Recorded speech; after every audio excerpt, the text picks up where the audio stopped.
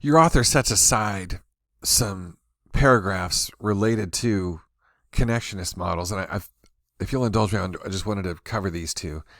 Um, it may be time to let go of the idea that items are stored in memory as such. Instead, the fundamental idea is that what is stored in memory is a set of changes in the instructions neurons send to each other, affecting what pattern of activity can be extracted from given inputs, what could be developed from given inputs.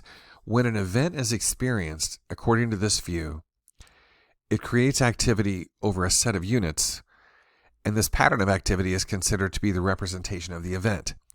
So the formation of this pattern of activity provides the trigger for the creation of these instructions. And the set of instructions is then stored in the connections among units where it's available for use in subsequent patterns of activity. So reconstructed representation corresponds to a memory or a recollection. Let me give you an idea of what I'm talking about. So these connections grow over time through learning and experience. Learning strengthens connections for true statements and weakens for others. And here's an example. I'm going to blow this up just a smidge. Well, that might have been a mistake. Let me back up. Cut off some of the image. We think of everything that we could possibly know about a robin, a small bird that's pretty representative of birds in general. I've got the robin. You think of all the things that are there on the left, like bird, fish, pine, oak, canary, sunfish, salmon. There's robin. And some things about it are true. A robin can grow or move or swim or fly, and it has other aspects to it also. But over the fullness of time, things are activated that are true about the robin. I begin to ascribe properties to it with practice. So there may have been a time in toddlerhood where I heard the word robin for the first time, and some of these things began to instantiate themselves, such as grow and move and fly and those sorts of things. And other things fell away, such as bark and branches and pretty and big and all those other things. And that's this idea of a connectionist model, is that connections grow over time and I begin to make associations with them. Now, this could extend to things that have an emotional valence to them. Right now, we're 8 months away from a presidential election. 40-odd% of the country doesn't like former President Trump, and the other 40-odd% doesn't like current President Joe Biden. And we've stored things about those fellas that are going to be our two nominees coming up in a few months. So all sorts of things that are neutral facts, that are emotionally held facts, etc., are part of this idea of a pattern activity that are a trigger for creation of instructions. And under some circumstances, for example, when the constructive process takes place in a response to recall a cue, the cue may result in the construction of a pattern of activation that can be viewed as an attempted reconstruction of the pattern that represented the previously experienced event. It's a lot of word salad there, but basically, I've got some things that occurred in tandem with a robin or President Biden or a fire truck or a violent event or September 11th or what have you. And these various concepts activated and they became firmed up over time.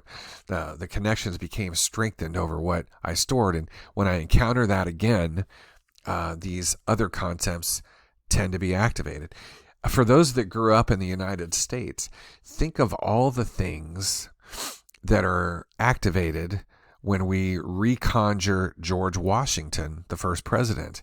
Now, that's not a topic you deal with often, but think of all the things that have been firmed up over the time or strengthened.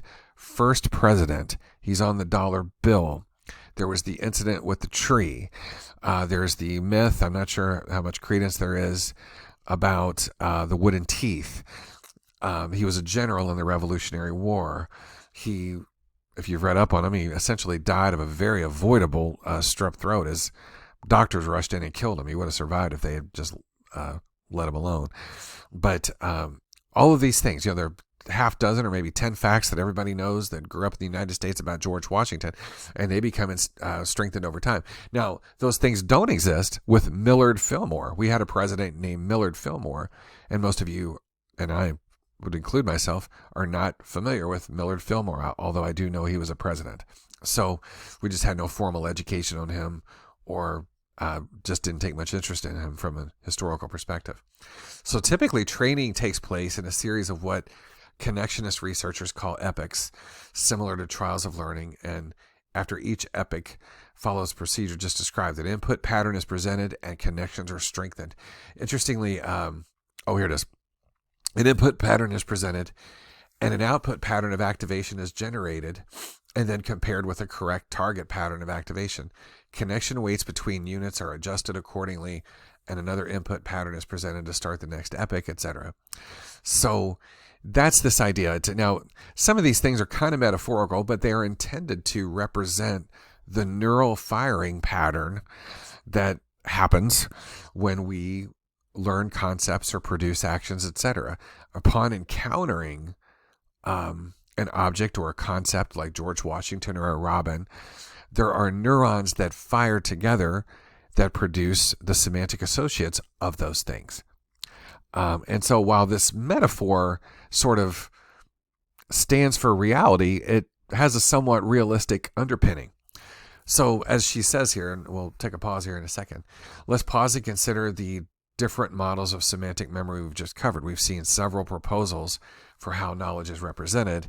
The debate continues over the relative merits of network models versus other kinds of models. The discovery of semantic priming that we spoke of before, the butter bread sort of experiment, the idea of spreading activation, and the experimental innovations designed to test models of this have all contributed to our understanding of the principles by which knowledge is stored. So many experiments tend to support this idea of things being connected to each other. They're being conjured. Once one event is presented, it strengthens the connection to another event.